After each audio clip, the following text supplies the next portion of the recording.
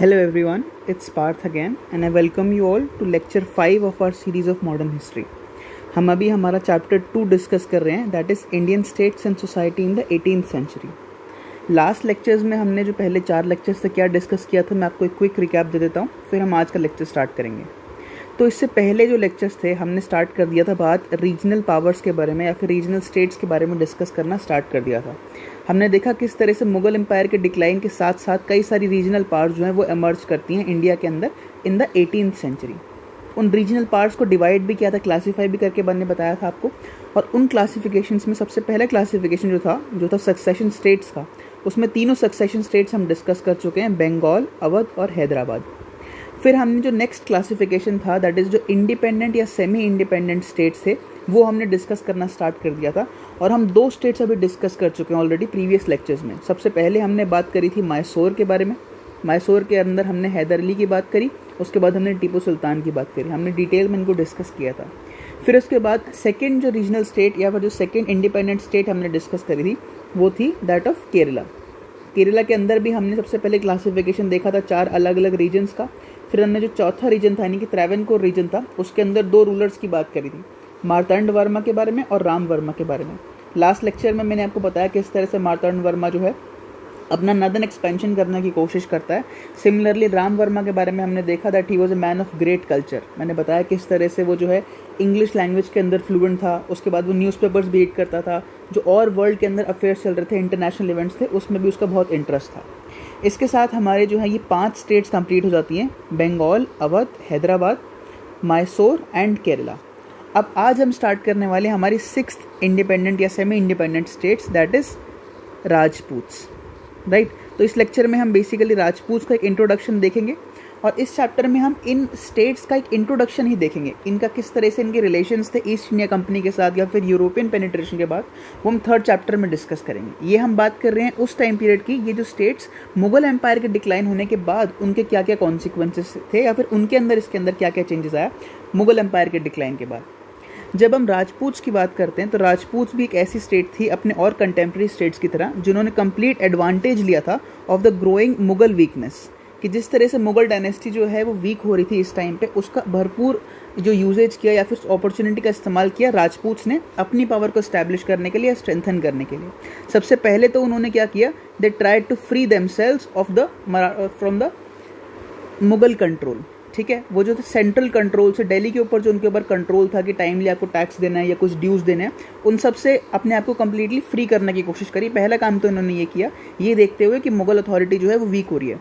दूसरा काम इन्होंने ये किया कि अपने एम्पायर के अंदर ही अपने आप को स्ट्रेंथन करने की कोशिश करी. इनके खुद के जो रूट्स थे वो एम्पायर के अंदर इतने स्ट्रांग नहीं थे जब तक मुगल एम्पायर था. बट जैसे ही मुगल एम्पायर डिक्लाइन होता है तो इनको समझ आता है कि मेरे को अपनी पावर भी जो है वो कंसोलिडेट करनी है इस टाइम पे और अपनी पावर को स्ट्रेंथन करना है. तो उसका भरपूर इस्तेमाल करते हैं ये. जैसे ही मुगल्स डिक्लाइन करते हैं तो राजपूत उसका अच्छी अपॉर्चुनिटी लेते हैं. फिर हमने फर्स्ट क्लास में ही डिस्कस किया था जब हम पहली लेक्चर डिस्कस कर रहे थे, जब हम जुल्फ़िकार खां की बात कर रहे थे. तो मैंने आपको बताया था जुल्फ़िकार खां के टाइम पे 2 राजपूत रूलर्स होते थे. सबसे पहले थे जय सिंह और दूसरे थे अजीत सिंह, राइट. तो जय सिंह और अजीत सिंह 2 इंडिपेंडेंट राजपूत रूलर्स थे और जुल्फ़िकार खां ने जय सिंह और अजीत सिंह को गवर्नर बना दिया था 2 अलग अलग प्रोविंसेस का.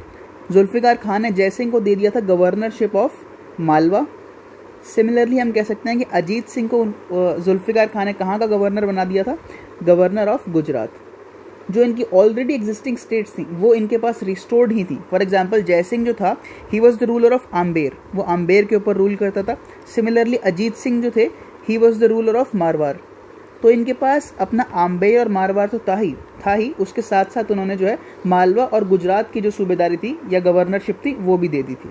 इसके साथ जुल्फ़िकार खां ने जय सिंह को और अजीत सिंह को 2 अलग अलग टाइटल भी दिए थे जो हम पहले डिस्कस कर चुके हैं. जय सिंह की अगर बात करें तो जुल्फ़िकार खां ने जय सिंह को टाइटल दिया था मिर्ज़ा सवाई राजा का. तभी उनको जो है बाद में फेमसली इस नाम से जाना जाता है, सवाई राजा जय सिंह. अगर हम अजीत सिंह की बात करें तो अजीत सिंह को टाइटल दिया था महाराजा का, इसीलिए वो बाद में जाने गए महाराजा अजीत सिंह के नाम से. ये दोनों टाइटल्स जो थे जुल्फ़िकार खां ने दिए थे जय सिंह और अजीत सिंह को. अब एक कुछ छोटे हम प्रॉब्लम्स ऐसे डिस्कस करते हैं जो राजपूत स्टेट्स के साथ थे, जिसकी वजह से राजपूत भी अपने आप को एक सेंट्रल अथॉरिटी की तरह पूरे देश के ऊपर एस्टैब्लिश नहीं कर पाए. सबसे पहली बात तो ये थी कि राजपूत स्टेट्स जो थे वो भी पहले टाइम की तरह अभी भी डिवाइडेड थे, ठीक है। राजपूत स्टेट्स एक होमोजीनियस स्टेट नहीं था कि एक ही राजपूत स्टेट है और उसके अंदर जो है उस एक ही राजा के अंदर सारे के सारे लोग काम कर रहे हैं या फिर उसके अंदर ही सारी अथॉरिटी है। राजपूत स्टेट जो थे वो डिवाइडेड थे। फॉर एग्जांपल 2 राजपूत स्टेट्स मैंने आपको यहीं बता दिए, जयसिंह और अजीत सिंह। मारवाड़ था, जोधपुर था, आम्बेर था, ठीक है। इसके बाद हम कह सकते हैं कि राजपूत का दूसरी प्रॉब्लम ये थी कि इन्होंने अपने आप को एक्सपैंड किया at the cost of weak neighbours, यानी कि इनके जो और नेबर्स थे उनका इस्तेमाल करके। फॉर एग्जांपल और आस में बंगाश पठान्स थे इनके पास। फिर हम इसके पास देखते हैं कि रोहिलाज या रोहिलखंड इनके एरिया के पास पड़ता था।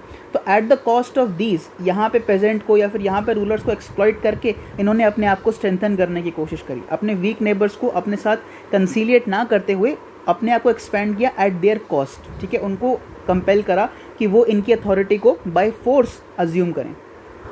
और ये जो नेबर्स की मैं बात कर रहा हूँ, ये चाहे राजपूत हो या नॉन राजपूत हो, उनको इससे भी फ़र्क नहीं पड़ता था। फॉर एग्जांपल अगर एक ये बड़ा राजपूत स्टेट है, इसके नेबरिंग में ही कोई एक छोटा सा राजपूत स्टेट है, तो वो इस्तेमाल करते थे इन राजपूत स्टेट्स का भी अपनी पावर को कंसोलिडेट करने के लिए। वो ये नहीं देखते थे कि राजपूत स्टेट है या फिर ये बंगाश पठान्स हैं, रोहिलाज हैं, कोई फ़र्क नहीं पड़ता था। उनके लिए जो कंप्लीट मोटिवेशन था वो इकोनॉमिक और पॉलिटिकल था, ठीक है। इससे हम कह सकते हैं क्या, 2 प्रॉब्लम्स हमने क्या देखी। पहले तो ये कि वो डिवाइडेड थे, एक होमोजीनियस स्टेट नहीं था, आपस में ही लड़ाई करते थे। दूसरा ये था कि इसके आसपास जो भी और नेबर्स थे, अगर वो वीक थे तो उनकी पावर का या उनकी वीकनेसेस का इस्तेमाल करते थे राजपूत, ठीक है। तीसरा ये कि ऑलमोस्ट हर बार जो है दे वर busy in petty quarrels and civil wars. Civil wars के बारे में हम ऑलरेडी डिस्कस कर चुके हैं जब हम decline of Mughal empire discuss कर रहे थे। जिस तरह से जैसे ही किसी राजा की डेथ होती है तो दोबारा जो एम्पायर जो है वो सिविल वॉर के लिए या फिर जो है वॉर ऑफ सक्सेशन के अंदर चला जाता था। राजाओं के बीच में या फिर और नोबल्स के बीच में या प्रिंसेस के बीच में लड़ाई हो जाती थी कि अब थ्रोन के ऊपर कौन बैठेगा।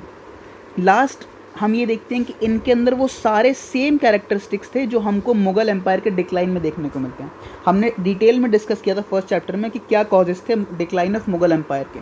जो मुगल कोर्ट के अंदर करप्शन हमने देखा था या ट्रेचरी देखी थी या फिर इंट्रीग देखा था, वो सारी की सारी वीकनेसेस जो थी, वो डिफेक्ट्स जो थे, वो राजपूत के अंदर, और खाली राजपूत के अंदर ही नहीं, और कई सारे जो और इंडियन स्टेट्स थे उन सब के अंदर प्रेजेंट थे। इसका सबसे अच्छा एग्जाम्पल ये है कि अजीत सिंह की अगर हम बात करें, जिसके बारे में अभी मैंने आपको ऊपर बताया कि अजीत सिंह को जो है महाराजा का टाइटल दे दिया था। Ajit Singh of Marwar was killed by his own son. Ajit Singh जो थे उनके खुद के बेटे ने पावर लेने के लिए, गद्दी लेने के लिए अजीत सिंह की ही को ही मार दिया था, असैसिनेट कर दिया था। इससे हमको पता लगता है कि कितने ज़्यादा इनके अंदर भी डिफेक्ट्स थे, कोर्ट के अंदर क्या क्या प्रॉब्लम्स थी, या ट्रेचरी या फिर करप्शन था, ठीक है। ये कुछ डिफेक्ट्स थे जिसकी वजह से राजपूत जो है कभी भी अपने आप को एक ऑल इंडिया एम्पायर के लिए एस्टैब्लिश नहीं कर पाए। अब हम आगे चलते हैं और हम डिस्कस करने वाले हैं, एक हम स्टेट उठाएंगे as an example of Rajput state, और उसको एज एन एग्जाम्पल हम डिस्कस करेंगे सारे के सारे कैरेक्टरिस्टिक्स समझने के लिए राजपूत स्टेट्स के लिए। हम एक इंडिविजुअल राजा के बारे में बात करेंगे, दैट इज़ सवाई राजा जयसिंह, ठीक है। सवाई राजा जयसिंह को डिस्कस करने का रीज़न यही है that he is considered to be the most outstanding Rajput ruler in the 18th century. जितने भी और छोटे छोटे राजपूत रूलर्स और थे, उन सब में से सबसे ज़्यादा जो आउटस्टैंडिंग रूलर था या सबसे ज़्यादा फेमस जो रूलर था वो सवाई राजा जयसिंह को माना जाता है, ठीक है। तो हम सवाई राजा जयसिंह को डिस्कस करेंगे यहाँ पे। फर्स्ट ऑफ ऑल मैंने आपको बता ही दिया कि वो जो है हम ऊपर डिस्कस कर चुके हैं that he was a ruler of Amber. जिस राजपूत स्टेट के ऊपर वो रूल करते थे वो आम्बेर था, नदर्न इंडिया के अंदर, आज प्रेजेंट डे राजस्थान के अंदर वो लाई करता है, ठीक है। प्लस हम देख सकते हैं that he was an amazing statesman, एक लॉ मेकर भी अच्छे थे, and he was also a reformer, ठीक है। एक श्रूड डिप्लोमैट भी थे और उनकी मिलिट्री कमांडिंग स्किल्स जो थी वो भी बहुत अच्छी थी। इन ऑल हम कह सकते हैं एक एबल और टैलेंटेड रूलर थे, ठीक है। सबसे इंपॉर्टेंट चीज़ जिसके लिए सवाई राजा जयसिंह जाने जाते हैं वो ये थे that he was a man of science, ठीक है। उन्होंने साइंस की फील्ड में बहुत ज़्यादा काम किया, और इस टाइम पे, जिस टाइम पे और कई सारे रूलर्स इंडियन स्टेट्स में वो लड़ाई के अंदर या वॉरफेयर के अंदर या मिलिट्री एक्सपेंशन के लिए लगे हुए थे, यहाँ पे जो है सवाई राजा जयसिंह अपने स्टेट के अंदर या अपने एरिया के अंदर, अपने एम्पायर के अंदर साइंस से रिलेटेड, एस्ट्रोनॉमी से रिलेटेड, मैथमेटिक्स से रिलेटेड कई सारे नए इन्वेंशंस कर रहे थे या फिर उसके लिए बहुत ज़्यादा काम कर रहे थे। इसके कुछ एग्जाम्पल्स हम देखते हैं यहाँ पे। सबसे पहले जो थी, he founded the city of Jaipur, ठीक है। जिस स्टेट पे रूल करते थे आम्बेर, उसकी कैपिटल उन्होंने जयपुर बना दी थी, और उसका नाम इनके नाम पे ही रहा, क्योंकि ये जयपुर में जो जय है वो जयसिंह के नाम से ही आता है, ठीक है। तो अपनी कैपिटल का नाम इन्होंने अपने नाम पे ही दिया, that is why it was known as Jaipur. फिर हम कह सकते हैं कि जयपुर को इन्होंने सीट बना दिया ऑफ साइंस एंड आर्ट। यहाँ पे हम देखते हैं कि Jaipur was a seat of science and art. अगर हम जयपुर को डिस्कस करें या हम देखें, अगर आप वहाँ गए होगे तो आपने देखा होगा कि वहाँ की सिटी प्लानिंग जो थी वो बहुत ही अच्छी थी, ठीक है। वहाँ का जो सिटी कंस्ट्रक्शन था या जो प्लानिंग थी देश का, it was strictly built on scientific principles and on a regular plan. और वो प्लान किसने प्रोवाइड किया था? सवाई राजा जयसिंह ने ही प्रोवाइड किया था, ठीक है। ब्रॉड स्ट्रीट्स होती थी and they were meeting on right angles, ठीक है। इस तरह से हम कह सकते हैं कि सिटी प्लानिंग जयपुर की बहुत अच्छी थी और इसका सारा श्रेय जो है वो सवाई राजा जयसिंह को ही जाता है। नेक्स्ट हम बात करते हैं कि इन्होंने बहुत ज़्यादा काम किया एस्ट्रोनॉमी की फील्ड में, ठीक है। एस्ट्रोनॉमी की फील्ड में इन्होंने जो है पायनियर वर्क किया इंडिया के अंदर ऐसे टाइम पे जिस टाइम पे और कोई भी रूलर साइंस और टेक्नोलॉजी के बारे में या फिर इन चीज़ों के बारे में, आर्ट से रिलेटेड कोई भी काम नहीं कर रहे थे। एस्ट्रोनॉमी के अंदर इन्होंने क्या क्या काम किया? सबसे पहले तो इन्होंने ऑब्जर्वेटरीज बनवाई, ठीक है। जो आप जंतर मंतर देखते हो वो किसने पायनियर करी? वो सवाई राजा जयसिंह ने ही पायनियर करी। दिल्ली के अंदर हमको देखने को मिलता है, फिर जयपुर के अंदर, उदयपुर के अंदर, वाराणसी के अंदर और मथुरा के अंदर 5 अलग अलग जंतर मंतर हमको देखने को मिलते हैं जो एस्ट्रोनॉमिकल ऑब्जर्वेटरीज थी एक तरीके से, जो स्ट्रिक्ट साइंटिफिक प्रिंसिपल्स के ऊपर बनाई गई थी और उनमें एक्यूरेट और एडवांस्ड इंस्ट्रूमेंट्स भी लगाए गए थे, ठीक है। बाकी इन्होंने जो है मैथमेटिक्स की फील्ड में बहुत ज़्यादा काम किया था। अगर इनके हम काम की बात करें इन टर्म्स ऑफ मैथमेटिक्स तो हमको देखने को मिलता है कि इन्होंने बेसिकली 3 इंपॉर्टेंट काम किए थे। सबसे पहला ये था कि इन्होंने ट्रिग्नोमेट्री की फील्ड में जो है बहुत ज़्यादा काम किया था एज ए मैथमेटिशियन हिमसेल्फ, ठीक है। दूसरा अगर हम इनके काम की बात करें तो एक यूक्लिड नाम के मैथमेटिशियन रहे हैं जिन्होंने एक बुक लिखी थी एलिमेंट्स ऑफ ज्योमेट्री, ठीक है। अगर आप मैथमेटिक्स आप जानते हैं तो आपको पता होगा Euclid was one of the most famous and one of the most important mathematicians of all time. तो उनकी एक बहुत ही फेमस बुक है एलिमेंट्स ऑफ ज्योमेट्री। और दूसरा उन्होंने जो है लॉगरिथमिक्स में कई सारे काम जो थे, इन दोनों कामों को उन्होंने संस्कृत में ट्रांसलेट करवाया था, ठीक है। तो मैथमेटिक्स के अंदर क्या क्या काम किया? एक तो ट्रिग्नोमेट्री के फील्ड में एज ए मैथमेटिशियन काम किया, प्लस यूक्लिड की किताब elements of geometry, plus logarithmic के कई सारे काम जो है वो संस्कृत के अंदर उन्होंने जो है ट्रांसलेट करवाया। अपने साइंटिफिक वर्क के साथ साथ उन्होंने और कई सारे काम किए। इसमें एक बहुत इंपॉर्टेंट काम आता है that he was a great social reformer also, ठीक है। उन्होंने सोशल रिफॉर्म के लिए भी कई सारे काम किए, जिसमें सबसे इंपॉर्टेंट काम ये था कि इनको ये वाली बात रियलाइज़ हो गई कि राजपूत स्टेट्स के अंदर इस टाइम पे इंडिया में सबसे ज़्यादा फीमेल इन्फेंटिसाइड हो रहा है, ठीक है। फीमेल इन्फेंटिसाइड सबसे ज़्यादा राजपूत स्टेट्स में है और उसका सबसे बड़ा रीज़न ये है क्योंकि जो फैमिलीज़ थी वो गर्ल चाइल्ड को या फिर लड़की को एक बर्डन समझती थी, क्योंकि जब उनकी शादी होती थी तो उसके लिए बहुत ज़्यादा लग्जरी या बहुत ज़्यादा एक्सपेंडिचर खर्च करना पड़ता था। तो इसलिए वो चाहते थे कि हम फीमेल्स को जो है कम प्रेफर करें एज़ कम्पेयर टू मेन, ठीक है। इस वजह से उन्होंने जो है एक लॉ बनाया जिसमें उन्होंने रिड्यूस करने की या बैन करा कि आप एक इतनी लिमिट से ज़्यादा जो है अपनी शादी के ऊपर खर्च नहीं कर सकते, जिसकी वजह से एक लैविश एक्सपेंडिचर जो था, जो राजपूत इनकर करते थे अपनी डॉटर की वेडिंग के अंदर, उसको बैन करवाया, जिससे फीमेल इन्फेंटिसाइड जो है कम हो जाए। तो इसके अलावा भी उन्होंने कई सारे सोशल रिफॉर्म में काम करे, बट ये सबसे इंपॉर्टेंट काम था कि उन्होंने लॉ बनाया, एक लिमिट बनाई कि इससे ज़्यादा आप काम नहीं करवा सकते या इससे ज़्यादा आप स्पेंड नहीं कर सकते अपनी डॉटर की वेडिंग में, जिससे वो एक तरह से बर्डन की तरह ना दिखी जाए और फीमेल इन्फेंटिसाइड कम हो जाए, ठीक है। हम देख सकते हैं कि सवाई राजा जयसिंह ने जयपुर के ऊपर 44 ईयर्स तक रूल किया था। 44 ईयर्स तक उन्होंने रूल किया था, 1699 से लेके 1743 तक, और 40 साल या 44 ईयर्स लगभग जो है बहुत ज़्यादा पीरियड होता है। इस वजह से हम देख सकते हैं कि जयपुर की सिटी को बहुत ज़्यादा डेवलप कर दिया था in the field of science, art and architecture. इसके साथ हमारा जो है राजपूत स्टेट्स भी हम ओवर करते हैं। आगे हम डिस्कस करने वाले हैं हमारा नेक्स्ट स्टेट जो है जाट्स। जाट्स जो थे दे were predominantly a caste of एग्रीकल्चरलिस्ट्स, ठीक है। ये एग्रीकल्चरलिस्ट थे, यानी कि ये एक तरह से स्टार्टिंग में प्रीडोमिनेंटली पेजेंट थे या फार्मर्स थे, और उसके बाद में इन्होंने जो है पॉलिटिकल पावर अज्यूम करने की कोशिश करी, ठीक है। तो पहली पॉइंट क्या है जाट्स के लिए? पहला पॉइंट ये है कि that they were predominantly a caste of agriculturalists. दूसरा हम देख सकते हैं कि that they lived around the areas of Delhi, Agra and Mathura, ठीक है। ये 3 मेजर सिटीज़ थी जहाँ पे जो है जाट्स जो थे वो रूल करते थे या फिर रहते थे एज एग्रीकल्चरलिस्ट, ठीक है। जाट्स ने जो है अपना रिवोल्ट स्टार्ट किया था बेसिकली 1669 के अंदर, क्योंकि मुगल स्टेट जो थी उनके ऊपर बहुत ऑपरेशन कर रही थी और हाई लैंड रेवेन्यू डिमांड की वजह से इन्होंने अपना ऑपरेशन या फिर रिवोल्ट करना शुरू कर दिया था। ये जो रिवोल्ट हुआ था वो जाट ज़मींदार के अंडर होना शुरू हुआ था, कि जाट ज़मींदार जो थे उन्होंने उनको इसको लीड किया था, उसको कमांड किया था, और फिर उनके अंडर जो और छोटे पेजेंट्स थे उनके पीछे उन्होंने फॉलो किया। 1699 में शुरू हुआ रिवोल्ट, धीरे धीरे बढ़ते बढ़ते 1688 तक आ चुका था, ठीक है। इस टाइम पीरियड के बीच में जो मुगल एम्परर था वो औरंगज़ेब था। ऑल्दो औरंगजेब ने जो थे ये सारे के सारे रिवोल्ट्स को सप्रेस कर दिया था, बट 1707 में जैसे ही औरंगजेब की डेथ हो जाती है तो जाट रिवोल्ट्स फिर से और बढ़ने शुरू हो जाते हैं और बहुत ज़्यादा डेंजरस और प्रेडेटरी हो जाते हैं। ठीक है, तो हमने क्या देखा अभी तक कि जाट्स जो थे वो एग्रीकल्चरलिस्ट थे, फार्मर्स थे बेसिकली। ठीक है, दिल्ली, आगरा, मथुरा के पास ये रहते थे।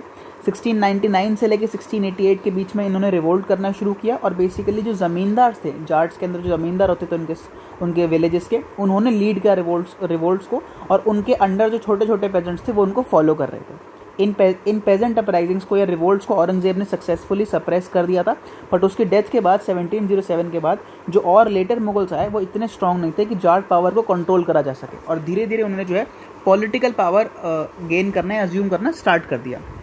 ऑल्दो मैंने बताया कि ओरिजिनली ये कि पेसेंट अपराइजिंग था, बट धीरे धीरे उनकी पावर जो थी या स्ट्रेंथ जो थी एस्टैब्लिश होनी शुरू हो गई और इनके रिवोल्ट जो थे प्रेडेटरी और डेंजरस होने शुरू हो गए। उन्होंने जो है एक्टिव पार्ट लेना शुरू कर दिया इन मुगल कोर्ट के अंदर क्या क्या एक्टिविटीज़ हो रही हैं, क्या क्या इंट्रीग हो रहे हैं, क्या क्या पॉलिटिक्स चल रही है, उसके अंदर एक्टिव पार्टिसिपेशन करना शुरू कर दिया जाट्स ने और अपनी पॉलिटिकल पावर एस्टैब्लिश करनी शुरू कर दी। इंपॉर्टेंट सिटी जो जाट पावर के अंदर डेवलप हुई वो थी द सिटी ऑफ भरतपुर। ठीक है, आज इंडिया के अंदर भरतपुर जो है वो किस नाम से जाना या किस वजह से जाना जाता है? It is known for its bird sanctuary. आज यहाँ पे एक बर्ड सेंचुरी है जिसके लिए वो जाना जाता है। भरतपुर जो सिटी है वो जाट पावर के अंदर डेवलप हुई और 2 जाट रूलर्स ने इसको डेवलप करा या सेटअप करा। सबसे पहले थे चूरामन जाट, और दूसरे जो रूलर थे जाट रूलर जिन्होंने डेवलप करा या सेटअप करा भरतपुर पर, उसको आगे इस्टेब्लिश करा, वो थे बदन सिंह। ठीक है, तो ये 2 इंडिपेंडेंट जाट रूलर्स थे जिन्होंने जो है सिटी ऑफ भरतपुर को डेवलप करा। आगे अगर हम ये देखते हैं कि जो जाट पावर थी, ठीक है, वो अपने हाईएस्ट पॉइंट पे या मैक्सिमम पॉइंट पे, या जो जाट रेन था उसको मैक्सिमम ग्लोरी किसने दी? Under the reign of Surajmal. ठीक है, सूरजमल वो किंग थे जिनके टाइम पे जाट पावर बिल्कुल एपेक्स पॉइंट पे और सुप्रीम पॉइंट पे पहुंच गया। तो अब हम सूरजमल के बारे में डिस्कस करेंगे। सूरजमल की अगर हम बात करते हैं तो he ruled from the time period of 1756 to 1763। ज़्यादा टाइम उन्होंने रूल नहीं किया, बट जितना टाइम भी रूल किया उनके अंदर उसका एडमिनिस्ट्रेशन बहुत स्ट्रॉन्ग था और पावर जो थी या फिर जो कंट्रोल था एम्पायर के ऊपर वो भी बहुत स्ट्रॉन्ग था। He was an extremely able administrator and soldier. ठीक है, तो उनकी एडमिनिस्ट्रेटिव स्किल्स भी बहुत अच्छी थी और वो एक एज अ सोल्जर भी बहुत अच्छे थे। Plus he was a very wise statesman also. ठीक है, एक बहुत वाइज स्टेट्समैन थे जिसकी वजह से 2 राइटर्स ने उनको अलग अलग नाम दिए। एक कंटेम्प्रेरी हिस्टोरियन हुए थे उनके टाइम पे जिन्होंने सूरजमल को प्लेटो ऑफ जाट ट्राइब बोला था। ठीक है, ये जाट ट्राइब के जो हैं प्लेटो हैं, ये वाला नाम दिया था सूरजमल को इस वजह से क्योंकि ये बहुत वाइज थे और इनकी स्टेट्समैनशिप स्किल्स जो थी वो भी बहुत ज़्यादा अच्छी थी। ठीक है, दूसरा जो था एक मॉडर्न राइटर ने ही इनको सूरजमल को क्या नाम दिया? He was known as the Jat Odysseus. ठीक है, जाट ओडिसियस के नाम से जाना जाता है। अब ओडिसियस कौन थे? ओडिसियस जो थे he was the main character of Homer's legendary epic poem that is Odyssey. ठीक है, तो ओडिसी अगर आपको पता होगा एक बहुत ही फेमस पोएम है जो होमर ने लिखी थी बहुत टाइम पहले, और उसके अंदर जो मेन कैरेक्टर थे ही वॉज किंग ओडिसियस। ठीक है, और उनकी स्किल्स जो थी वो बहुत ब्रेव थे और बहुत अच्छे कमांडर थे। इसी वजह से इस सूरजमल को जाट ओडिसियस के नाम से जाना जाता है। एक मॉडर्न कंटेम्प्रेरी राइटर ने उनको ये वाला नाम दिया था। सूरजमल का एक और नाम था जिसकी वजह से उनको शुजान सिंह के नाम से भी जाना जाता था। ठीक है, ये नाम भी था। जिस तरह से उनको सूरजमल के नाम से जाना जाता है उनको एक दूसरा नाम था उनका शुजन सिंह। ठीक है, फाइनली 1763 के अंदर जो है सूरजमल की डेथ हो जाती है और एम्पायर जो है फिर से अलग अलग छोटे छोटे हिस्सों में या पेटी ज़मींदार्स के बीच में बट जाता है और फिर से जो है जाट पावर जो धीरे धीरे डिक्लाइन करना शुरू कर देती है प्लंडर की वजह से। तो हाईएस्ट पॉइंट पर पहुंचती है सूरजमल के अंदर और धीरे धीरे एक बार राइज करती है। जब सूरजमल हाईएस्ट ग्लोरी देता है फिर दोबारा जाट पावर जो है धीरे धीरे डिक्लाइन कर जाती है और जाट्स इस वजह से अपने आप को जो है एक ऑल इंडिया एम्पायर की तरह एस्टैब्लिश नहीं कर पाते। इसके साथ हमारा जो है जाट्स भी कंप्लीट हो जाता है। अभी तक हमने 2 आज के लेक्चर में डिस्कस कर लिए पावर। सबसे पहले हमने राजपूत की बात करी थी जहाँ पे हमने बेसिकली सवाई राजा जयसिंह को डिटेल में डिस्कस किया था। दूसरी हमने जाट्स के बारे में बात करी है जहाँ पे हमने सूरजमल को डिस्कस किया था। तो अब जाट्स को डिस्कस करने के बाद हम 2 अलग अलग एम्पायर्स के बारे में बात करेंगे। ठीक है, 2 छोटे छोटे एम्पायर नहीं बोलूँगा मैं, छोटे छोटे टेरिटरीज़ के बारे में हम बात करेंगे और उनका बस एक इंट्रोडक्शन मैं दूंगा, किसने उसको इस्टेब्लिश किया और वो कैसे कैसे डेवलप हुए। ठीक है, इनके बारे में हम डिटेल में डिस्कस तब करेंगे जब हम 3rd चैप्टर पढ़ेंगे, क्योंकि इनका क्या इंपॉर्टेंस था जब यूरोपियन पावर्स आपस में लड़ाई कर रही थी या बड़ी बड़ी इंडियन स्टेट्स आपस में कॉन्फ्लिक्ट्स कर रही थी, तो उनके बीच में इनका क्या रोल था हम तब इनको डिटेल में डिस्कस करेंगे। अभी बस इनका एस्टैब्लिशमेंट हम देखते हैं। एक हम बात करेंगे सबसे पहले बंगाश पठान्स के बारे में। जो पहली कैटेगरी है, पहला एम्पायर जो हम डिस्कस करेंगे वो है बंगाश पठान्स, और दूसरा हम बात करने वाले हैं रोहिलास के बारे में। ठीक है, ठीक है। तो बंगाश पठान्स को अगर हम डिस्कस करते हैं तो बंगाश पठान्स का एम्पायर जो था, it was established by an Afghan adventurer. एक अफगान एडवेंचरर थे by the name of Mohammad Khan Bangash, और उन्होंने अपने नाम पे ही जो है इस एम्पायर को या फिर इस टेरिटरी को एस्टैब्लिश किया था, इसीलिए उनको बंगाश पठान्स बोला जाता है। ठीक है, तो मोहम्मद खां बंगाश जो थे उन्होंने एस्टैब्लिश किया था the territory of Bangash Pathans. He was an Afghan adventurer, और उन्होंने जो है अपना कंट्रोल एस्टैब्लिश किया था over the territory around Farrukhabad. ठीक है, फारुखाबाद जो एरिया है, अगर हम उसकी आज बात करें तो आज वो प्रेजेंट डे अलीगढ़ और कानपुर के बीच में लाई करता है। अलीगढ़ और कानपुर जो दो सिटीज़ हैं, ये ज़्यादा दूर नहीं आपस में, इनके बीच का जितना भी एरिया था वो बेसिकली फारुखाबाद का था, और इसके आसपास जो है बंगाश पठान्स ने अपने आप को एस्टैब्लिश किया था। और ये जो अपने आप को एस्टैब्लिश कर रहे थे जिस टाइम पे मोहम्मद खां बंगाश ने एस्टैब्लिश किया था बंगाश पठान्स को, ये किस टाइम पे था? It was during the reign of Farrukhsiyar and Mohammad Shah. Farrukhsiyar और मोहम्मद शाह के बारे में हम डिटेल में डिस्कस कर चुके हैं फर्स्ट चैप्टर में। इनका एरिया क्या था? इसका था लगभग 1713 से लेकर 1719 तक, और फिर मोहम्मद शाह जो है वो 48 तक रूल करता है। यहाँ 1720 से लेकर 1748 तक मोहम्मद शाह भी रूल करता है। तो इस पीरियड के आसपास जो है वो बंगाश पठान्स जो है अपने आप को एस्टैब्लिश करते हैं और अपनी पोजीशन को स्ट्रेंथन करते हैं। बाकी इनका क्या रोल रहा आगे कॉन्फ्लिक्ट्स के अंदर या इंडियन स्टेट्स के अंदर, वो हम नेक्स्ट चैप्टर में डिस्कस करेंगे। अगर हम रोहिलास की बात करते हैं तो हम देखते हैं कि जिस तरह से मोहम्मद खां बंगाश ने जो है पठान्स को एस्टैब्लिश किया था, उसी तरीके से अगर हम रोहिलास की बात करें तो रोहिलास में जो जिसने एस्टैब्लिश किया था रोहिलास, तो उनका नाम था अली मोहम्मद खां। ठीक है, तो अली मोहम्मद खां वो थे जिन्होंने रोहिलास को एस्टैब्लिश किया था। अभी रोहिलास नाम कहाँ से आया?